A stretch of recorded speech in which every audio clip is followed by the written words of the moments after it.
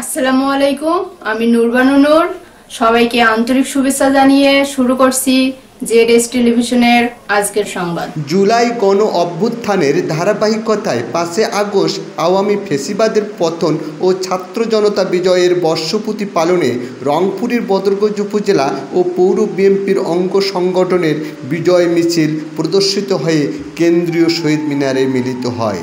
নিমেষেই উপজেলা কেন্দ্রীয় শহীদ মিনার জনসমুদ্রে পরিণত হয়।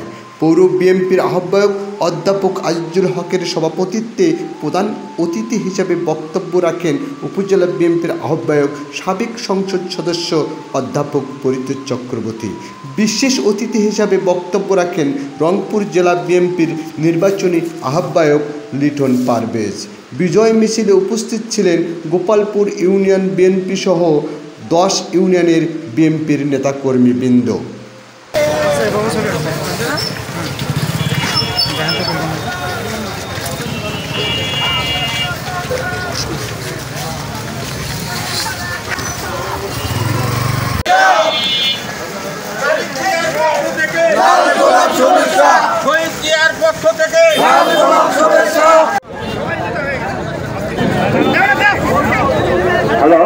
News desk ZS television.